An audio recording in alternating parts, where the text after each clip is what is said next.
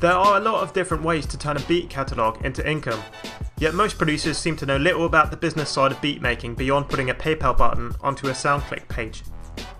After spending countless hours honing your craft, learning production techniques, downloading the best VSTs and making awesome beats, it can be very frustrating if you're not racking up the kind of sales you want. So here are my personal tips, backed up with some image and video proof and compiled after almost a decade of selling beats professionally. Number 1. Sell licenses to your beats. This is the easiest and still the best way to make money with your beats. Once you have a decently sized catalogue of quality beats, you can register and set up your own website for cheap, or sign up to a VIP artist service like Music Centro or My Flash Store that will allow you to set up your own beat selling homepage. Some people also hustle their beats on music communities like SoundCloud and include email information for purchases, or more specified beat websites like beatstars.com. Generally, you will need a PayPal account in order to receive payments online, though you can also arrange payments with customers through services such as Google Wallet, bank transactions, or Western Union. Most producers sell licenses according to 3 main categories: lease license, exclusive license, and sync license. Lease licenses are non-exclusive licenses with a limited sales cap. This means that your buyer can only sell a limited number of digital downloads of physical albums, usually around 2,000 to 10,000. Your beat can be leased to an unlimited amount of buyers as you retain the rights to your beat. Lease licenses are sold by producers anywhere from $1 to $50, with an average of around $25. It is common practice to also offer premium lease licenses, where buyers are given the option to pay a little extra to receive separated instrumental track lines of your beat and/or to sell more units. Exclusive licenses, on the other hand, are full ownership licenses, usually with an unlimited sales cap. They are therefore sold to only one customer, and the beat is subsequently marked as sold. Naturally, they will be priced a lot higher, anywhere from $50 to $1 million if you're Timbaland. The final license type, which is ignored by the majority of producers, is a sync license. While lease and exclusive licenses are targeted at recording artists, sync licenses are for media professionals and broadcasters such as websites, movies, TV, or video games. Sync licenses are usually limited to a specified number of broadcasts, for example 1 DVD release title. They are commonly priced between lease and exclusive licenses, depending on the intended use. If you're planning to make beats your full-time income, then selling licenses will be the backbone of your operation. Even if your plan is to go after album placements, your first priority should always be setting up your internet presence. Get yourself a PayPal account, set up a beat selling website, and start promoting. Here on my PayPal account you can see the kind of income our beat page generates in a good month. That's $23,000 in USD only. Though of course bear in mind I've been selling beats for a long time, but the sky really is the limit for you. Number 2. Sell other producers' beats. It might seem counterintuitive to spend your time pushing other producers' beats, but building up a team of beatmakers can be beneficial in many ways. Not only can you feed off each other creatively and provide your customers with a constant stream of fresh material, you can also agree to take a set percentage of the sales you make for your fellow producers.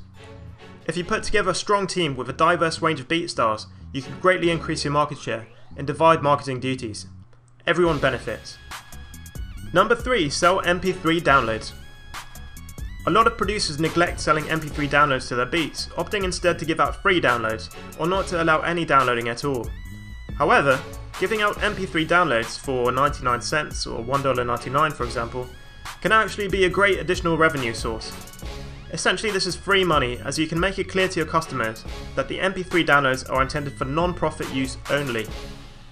There is a big market of music fans and casual artists who might enjoy just listening to your beats or recording on them for demo or personal use, without wanting to invest the 20 odd bucks for a commercial lease license. If you're worried about the safety of your beats, you can always tag them and tell customers that untagged versions are only sent out with lease or exclusive licenses. This is a fair deal for everyone, as your listeners will still get to enjoy and or trial your beats. MP3s can be sold through a number of online vendors such as iTunes, Amazon, or the SoundClick MP3 store. Number 4. Make beat tapes. Similar to selling MP3s, it is well worth your time releasing beat tapes or compilations of your instrumentals, perhaps even the odd exclusive release with unpublished beats. This can generate a lot of excitement amongst your fans and lead to your music being discovered by whole new fan groups on sites like CD Baby. Over the years I've released a number of compilation albums and published them all via CD Baby. The site is really useful. As well as selling your music through their own website, they will distribute your songs to all their digital partners such as iTunes, Amazon, MySpace Music or Rhapsody. What's more, you have the ability to enter all your songs into sync licensing deals via Rumblefish, which can potentially earn you even more money if your beats are used, for example in YouTube videos. CD Baby have paid out almost $10,000 to me so far, and as they add more and more digital partners, the monthly checks seem to get bigger and bigger. Number 5. Become a YouTube partner.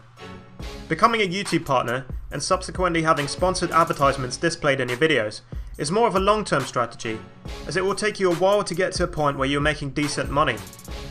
Unlike before though, anyone can monetize videos now, which basically means you will have Google Ads displayed before, during, or after your videos. You will need to have signed up to an AdSense account, and will earn a percentage of all ad revenue generated in this way. If you regularly update your YouTube channel with interesting content and get a lot of traffic, this can potentially be a really big earner. If you don't really have the time to make a lot of interesting videos, even just uploading a couple of beat videos a month, that is a video of a beat playing over some kind of static background image, could earn you a tidy sum. Personally, my channel has made over $11,000 in that way so far. Number 6. Get a TV placement. Getting a placement in a TV show, film, or video game can be an arduous process. There are thousands of producers out there submitting their material to placement opportunities on a daily basis. However, if you regularly network and build relationships with media professionals, companies, and agencies, you will eventually persevere and the spoils will be worth the toil. While you won't necessarily be paid a large sum upfront, the royalty payments are where producers really make the big bucks.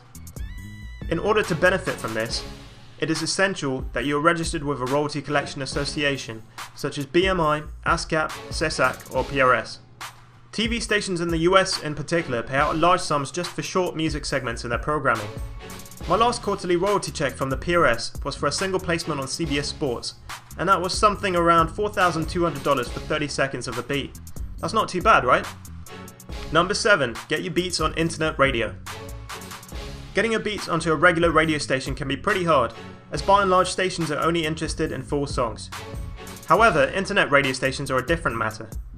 A lot of people enjoy browsing stations like Pandora or streaming websites like Spotify for instrumental music, and this is where it gets really interesting. Pandora and Spotify both share out their profits amongst members according to the amount of plays your music receives. You do have to jump through some hoops to get your music onto online radio stations or streaming sites, but if your beats prove popular, this can be a nice little side earner. Pandora just recently announced that they send over 2,000 artists more than $10,000 a year. Artists like Drake and Lil Wayne even make $3 million a year. Number 8. Make a drum kit. A lot of producers have recently taken to the idea of packaging and selling their own drum sounds for other musicians. There is a vast amount of producers out there hunting for new and better drum samples, and if you've already built up a reputation with your beats, chances are there will be someone out there ready to jump at the chance of emulating your sound. Putting together a drum kit can be fairly time consuming, but if done correctly it can be a worthy investment. You can sell your kit on your own website, or even better, find the most popular drum kit websites out there and partner with them to retail your products. As they already have a ready-made sales platform, audience and marketing strategy, they will be better positioned to sell your products than you are. Be prepared though, most vendors will take a 50% cut of sales. This is pretty normal. Personally, I've always sold my kits through websites like producerloops.com, and as you can see, through them alone I've earned around $3,700 in commissions so far. If you get your kits on a couple websites like Producer Loops, Modern Producers, or the Music Central Marketplace, that could be a great side income for you.